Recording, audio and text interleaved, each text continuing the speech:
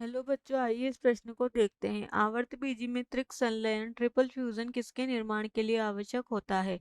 हमारे विकल्प में विकल्प ए बीज चोल, विकल्प बी फल भित्ति, विकल्प सी भ्रूण, विकल्प डी भ्रूण पोष। आइए इस प्रश्न की मुख्य अवधारणा देखते हैं। इस प्रश्न में हमसे पूछा गया है त्रिक संलयन या त्रिसंलयन जिसे हम बोलते हैं, त्रिसंलयन के परिणाम स्वरूप किसका निर्माण होता है? त्रिसंलयन जिसे ट्रिपल फ्यूजन भी कहते हैं, त्रिक संलयन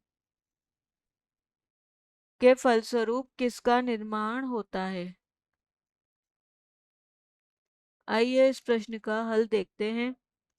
आवर्त बीजी जो पादप होते हैं, आवर्त बीजी पादप जिसे हम बोलते हैं एंजियो स्पर्म्स, इनमें क्या होता है, बीज व फल दोनों का निर्माण होता है। इसमें आवर्त बीजी पादपों में ही त्रिसंलयन या त्रिक संलयन की प्रक्रिया जो है पाई जाती है। इसमें क्या होता है, त्रिक संलयन में वह प्रक्रिया होती है जिसमें दो ध्रुवीय केंद्रक मिलकर क्या होता है, त्रिकसलन। दो ध्रुवीय केंद्रक होते हैं, दो ध्रुवीय जो केंद्रक होते हैं वह मिलकर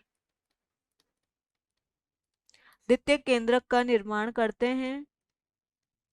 और यह जो द्वितीय केंद्रक होता है यह द्विगुणित कोशिका होती है जिसे 2n कहते हैं। और यह द्वितीय केंद्रक नर युग्मक जो कि अगुणित कोशिका होती है उससे संलयित होकर प्राथमिक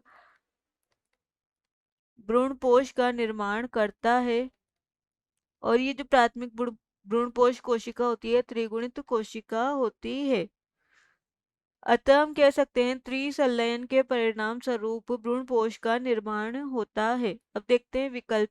विकल्प ए दे रखा है बीज चोल। बीज चोल होता है बीज का अध्यावरण, जिसे बीज चोल कहा जाता है। तो इस प्रश्न का यह विकल्प तो गलत है। फल भित्ति, यह जो है इसका जो निर्माण है अंडाशय भित्ति से होता है, या हम लिखते हैं अंड भित्ति से इसका निर्माण होता है। तो यह विकल्प भी इस प्रश्न का गलत विकल्प है। विकल्प सी भ्रूण, भ्रूण का निर्माण नर युग्मक व मादा युग्मक के संलयन से होता है। तो यह भी इस प्रश्न का गलत विकल्प है। इस प्रश्न का सही विकल्प है विकल्प डी भ्रूणपोष। भ्रूणपोष का निर्माण जो है त्रिसंलयन या त्रिक संलयन के परिणाम स्वरूप होता है। इस प्रश्न का सही विकल्प है विकल्प डी। आशा है कि आप इसे अच्छी तरह समझ गए होंगे। धन्यवाद।